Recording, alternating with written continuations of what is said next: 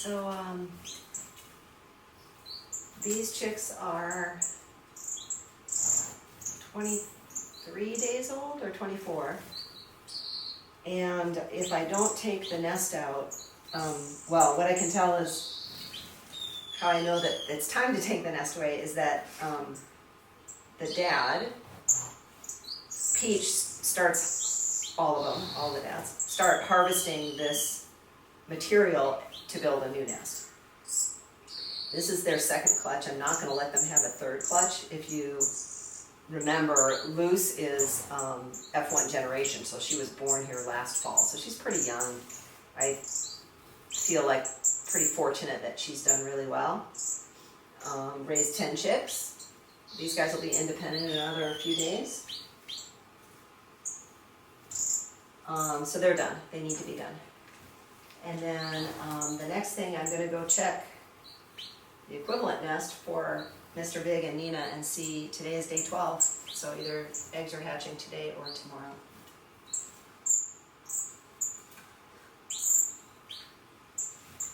So let's go do that.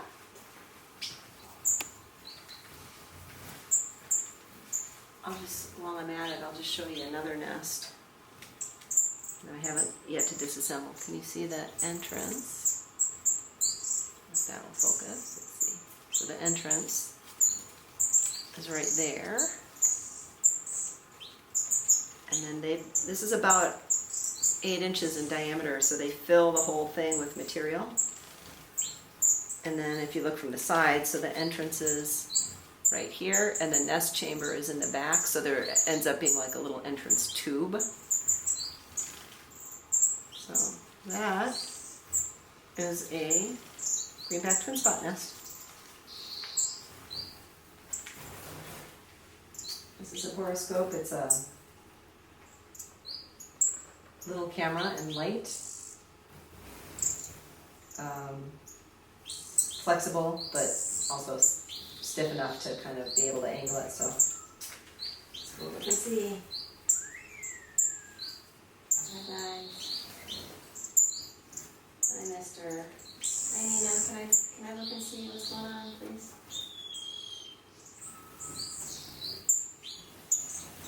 Thank you, honey.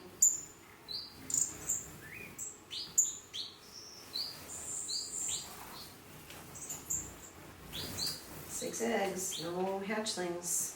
So I need to move so she goes back in. If they don't hatch tomorrow, then they're probably infertile again. Okay, so the easiest way to do this would be to put everybody together, lock them into one side, take the cages apart. I just assume not have to separate them back out again. That's, that gate sorting can be sort of tedious.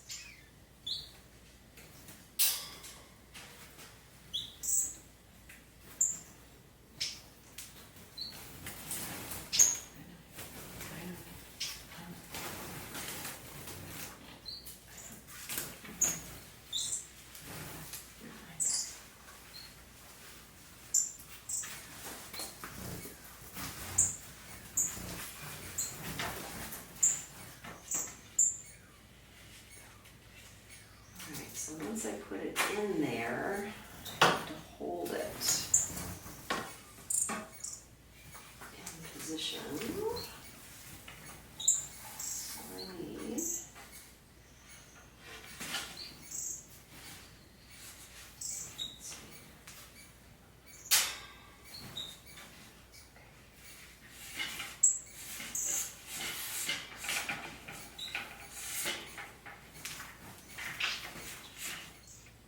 it'll be easy enough to slide in there, but then I gotta hold it so it doesn't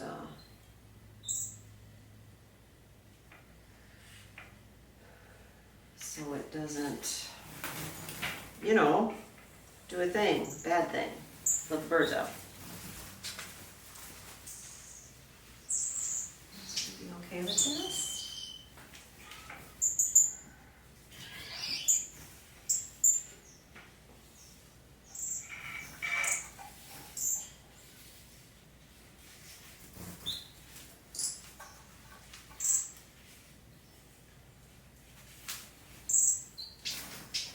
I know.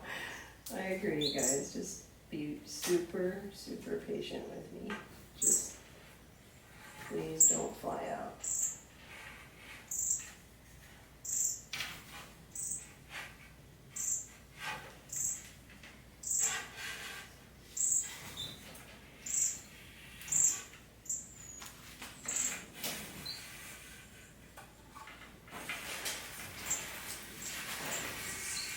Oh my gosh.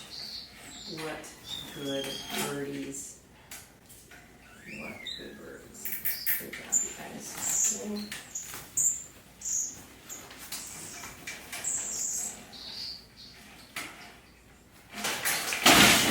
Oh shit.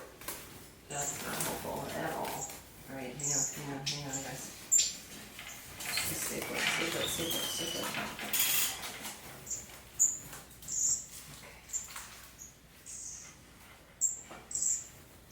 That was ridiculous.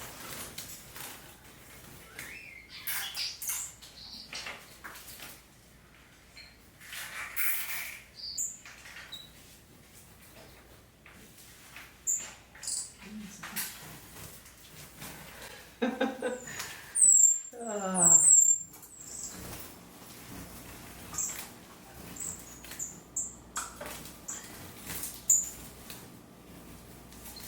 know, I'm sorry, I'm cleaning up your feathers.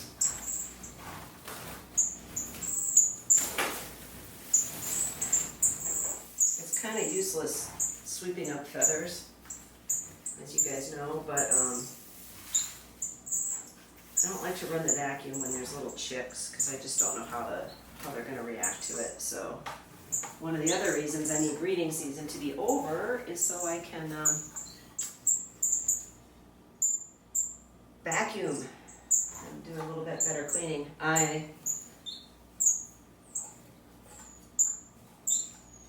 Isn't it? It's so nice when you don't find worms, right? Isn't that nice? Okay.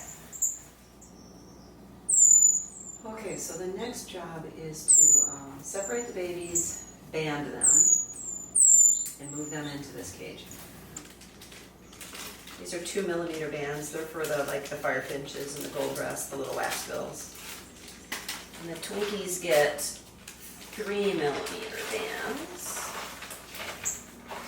This is going to be the red clutch. So what I do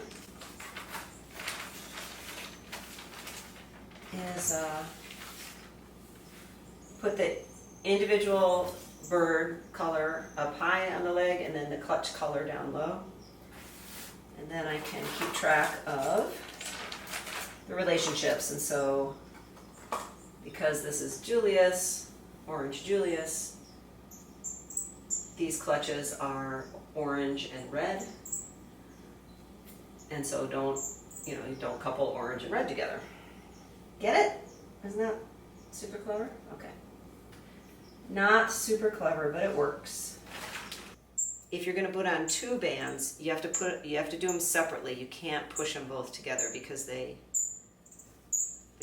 lock and they won't move on the little fitting. These are the elastic, easy elastic bands, which I like, but and they pick at them a little bit and stuff. I've only had to remove bands from one bird. Actually, it's Rain who is unbanded. She's my only unbanded bird. This is a baby. And the reason I had to is she just would not leave it alone.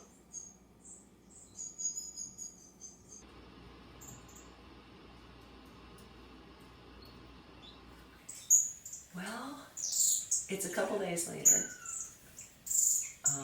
I'm getting down low because it's been pretty chaotic in the bird room. I mentioned that I was going to make I showed that I made the little dividers so I could actually separate my flights, my smaller flights. And you can see I've got some visual separation for the birds because I've been rearranging.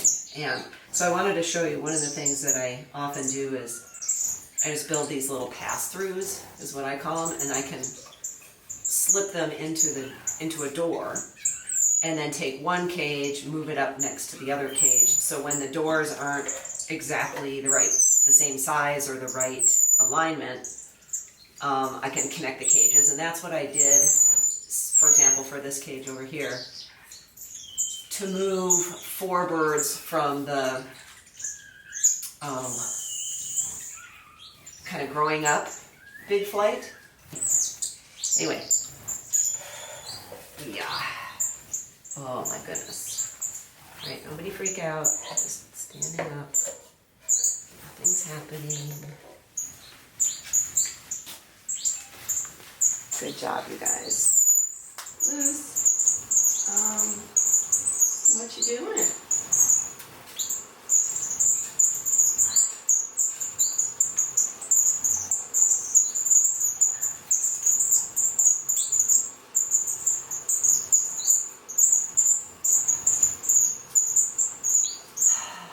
Lucy, enough. Okay?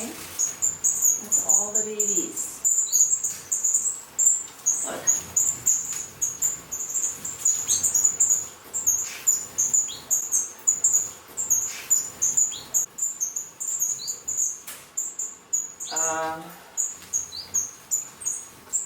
And occasionally I give still live food to the youngsters. I mentioned before, I kind of train them to eat lots of different kinds of foods because I have better luck later on in life if they're willing to do that. So I figure get them used to it. But the problem is that it seems like that is triggering Luce to lay eggs, to go into her third clutch.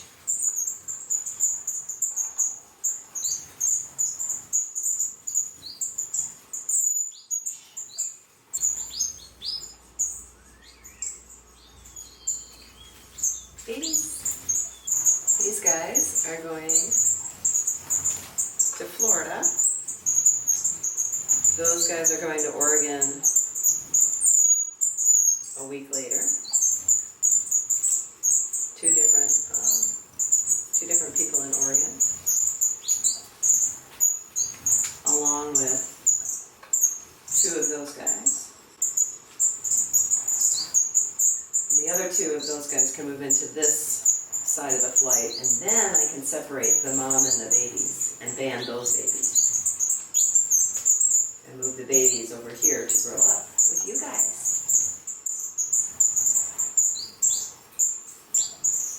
And then those guys will fledge.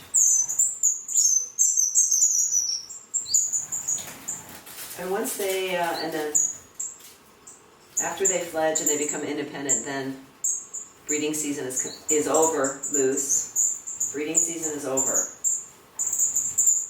In case I did not make that clear. Breeding season for the twin spots is over.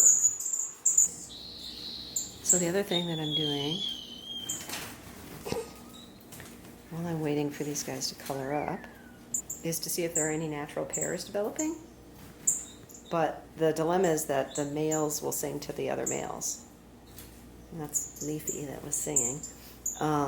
They crowd the male, and so you can't tell for sure. It's not, you would think, oh, the females are listening to the male. Nope, not necessarily.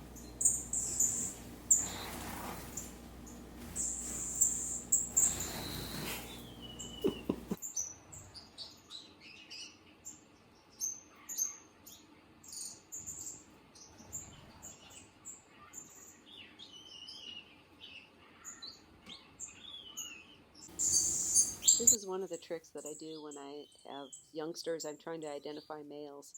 I'll give them long strings of burlap, and the females will play with the burlap, but they won't display. So here you can see there are 2 males in this cage. So this is before their coloration comes in. Sometimes they'll show, and that can be handy.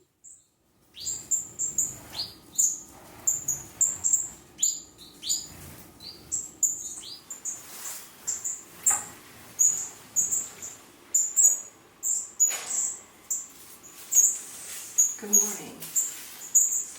I am Oh, I made a change. I discovered if I put these guys on the outside of the cage, it's actually easier to pop the branches enough because I can kind of push on it with my thumb and pop them. So now I'm putting them on the outside. Anyway, you'll notice this cage is empty. That's because this group of babies went off this morning to Florida. So while I'm getting that organized for the next rearrangement of birds, I wanted to show you guys something.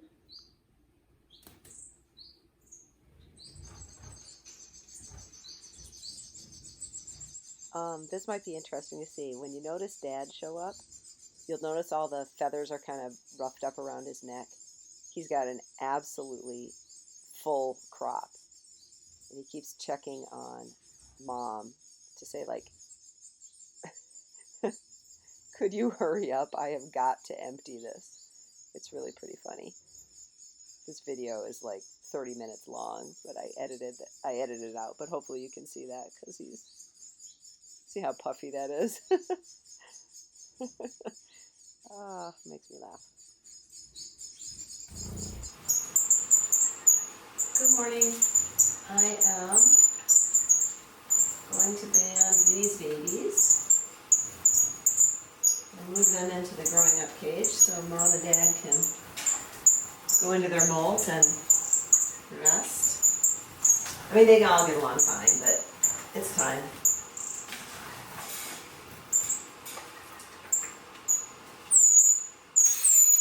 So I've filmed this process before, but I just thought I would show in case anybody hasn't seen. This is what I call the gate sorting, like sheep, gate sorting sheep. Of course, I realized after the fact that it wasn't really set up for great videotaping, but all I do is I put pressure with my hand or sometimes a perch behind the birds that I want to isolate, and then they squirt through the little gap, and then I close it. This net I made out of window screen, and actually it's a fish net because I like a square net. Most bird nets are round, so they don't get into the corners. And because it stays open, it makes a nice little place for the birds to fly into the net. And then you can see I can bunch it up and sort of keep the little bird in the bottom. Good. It's super good.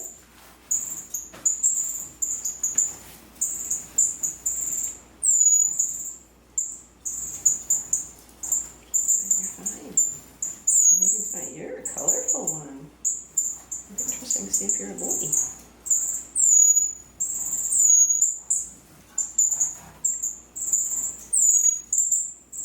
There you go.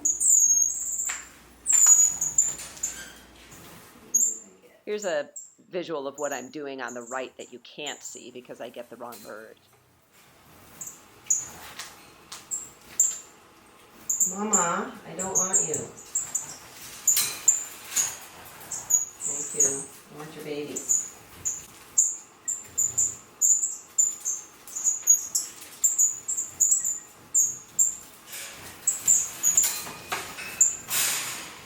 Good. Hi, baby. Yeah, I know. It's gonna suck. Anyway.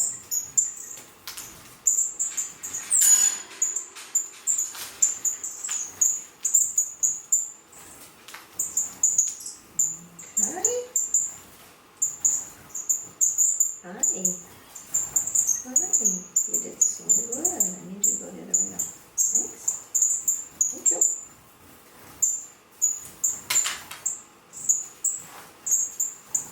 Okay.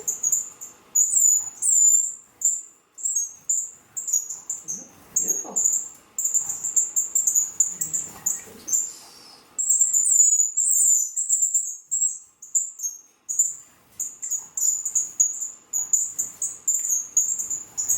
Okay. Want to join your friends?